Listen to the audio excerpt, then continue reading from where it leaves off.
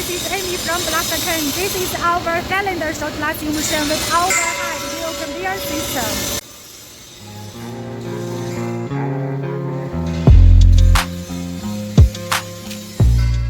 This cylinder automatic shot blasting unit integrated with the powder coating system.